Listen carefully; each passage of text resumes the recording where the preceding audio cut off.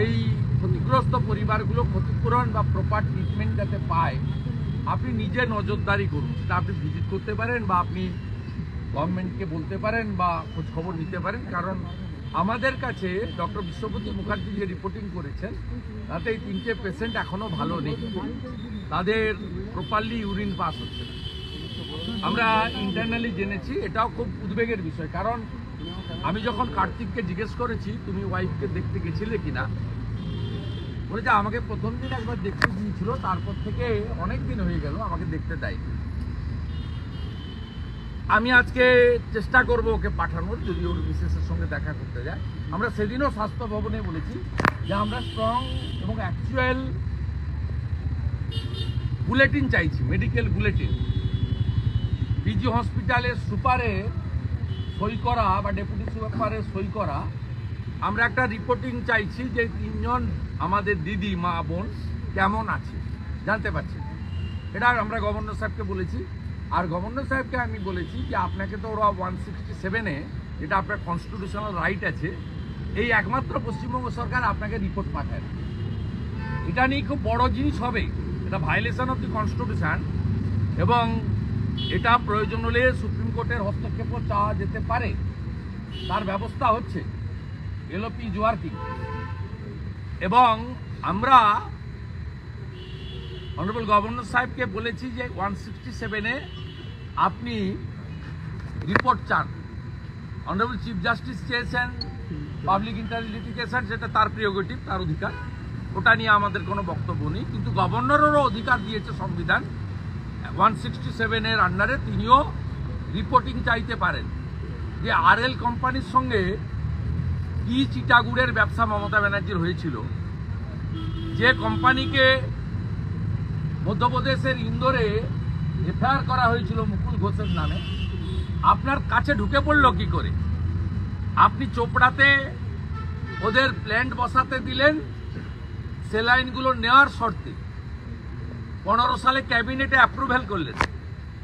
তাই এগুলো তো জানা দরকার, কতজনের শরীরে এই বিষাক্ত পয়জন ঢুকিয়ে দিয়েছেন, কতজনের কিডনি আপনি খারাপ করবেন, এগুলো গভর্নর সাহেব আপনি দয়া করে একটু 167-এ জানতে চান।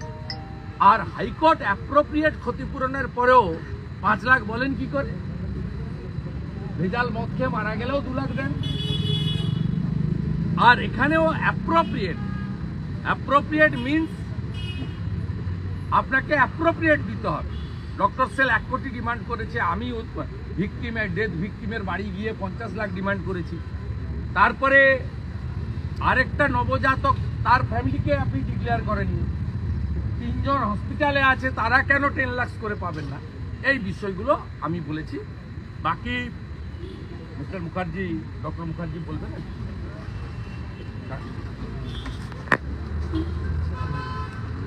সম্মানীয় বিরোধী দলনেতা আপনাদেরকে অবগত করেছেন, সবাই আমরা ঘটনাটা নিয়ে অবগত, এমন না যে নতুন। কিন্তু যে জিনিসটা আমরা অবগত নই, আমরা খালি ভাবছি একটি মায়ের মৃত্যু, একটি নবজাতকের মৃত্যু আর 3 জনের অসুস্থতা।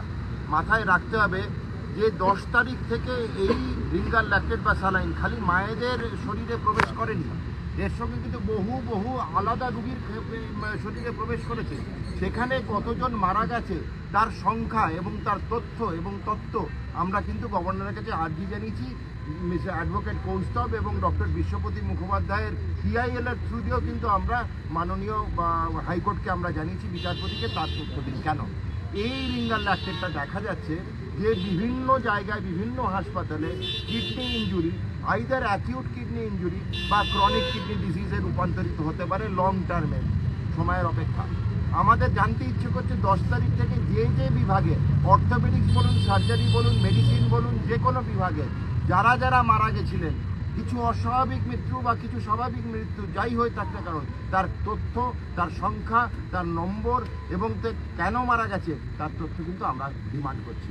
আমাদের আশঙ্কা এই সংখ্যাটা যেরকম মাননীয় বিরোধী দলনেতা বললেন যে এটা 1000 নয়, লাখেও পৌঁছতে পারে।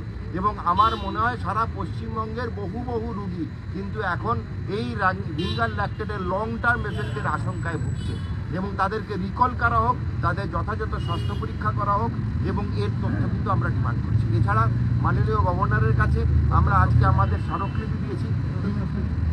তিনটে বুলেট বিন্দু, একটি মাননীয় দলনেতা বিরোধী দলনেতা বলে দিয়েছেন কম্পেনসেশন। বাকি হচ্ছে 12 জন ডাক্তার, 6 জন সিনিয়র এবং 6 জন জুনিয়র। মনে রাখতে হবে পোস্টমর্টম হচ্ছে শেষ কথা, গাফিলতি বা খুন মৃত্যুর কারণ। সেখানে পরিষ্কার লেখা আছে safety senior. Doctor Tanmoy Mukherjee আমাদের আহ্বায়ক, তিনিও বার করেছেন এটা, যে সেখানে কারণ হচ্ছে মৃত্যুর কারণ সেফটি সিনিয়র। সেখানে কোথাও মৃত্যুর কারণে ডাক্তারের চিকিৎসার গাফিলতি লেখা নেই। তো হঠাৎ কীভাবে মাননীয় মুখ্যমন্ত্রী তার সিআইডি, তারই দলদাস তৃণমূল দলের বার করে ফেললেন যে 12 জন চিকিৎসকের গাফিলতি। আমরা মাননীয় গভর্নরের কাছে রিকোয়েস্ট করেছি, আজই জানিয়েছি, অবিলম্বে এই বেআইনি বরখাস্ত পত্র যেন রিট্র্যাক্ট করা হয়, ফেরত নেওয়া হয় এবং 12 জন ডাক্তারকে অবিলম্বে তাদেরকে কাজে যোগদান করতে বলা হয় এবং এফআইআর করেছে এবং ক্রিমিনাল কেস লঞ্চ করেছে। 3 নম্বর বুলেট কিন্তু হচ্ছে যে আমরা যেটা বারবার বলছি যে আমাদের এই তথ্য জানতে ইচ্ছে করছে, সারা পশ্চিমবঙ্গের জনগণ এই তথ্য জানতে চায় যে এখন অবধি আপামর পশ্চিমবঙ্গে আপামর জনগণ কজন এই বিষাক্ত জ্যাল ভেজাল সালাইন পেয়েছে। এই তথ্যগুলো আমরা জানতে চাই পিআইএল এর থ্রু দিয়ে এবং গভর্নর সাহেবকেও আমরা আর্জি জানাই। সারদাদা, এই মুহূর্তে সিআইডিতে দপ্তরে ভবানী ভবনে 2 জন সিনিয়র ডাক্তার মেদিনীপুর মেডিকেল কলেজে, তাদেরকে টানা জিজ্ঞাসাবাদ করা হচ্ছে। জানি আমরা, সেই জন্যই তো আমরা এখানে গভর্নর সাহেব কাছে এসেছি, সে সংবাদ আমাদের কাছে এসেছে।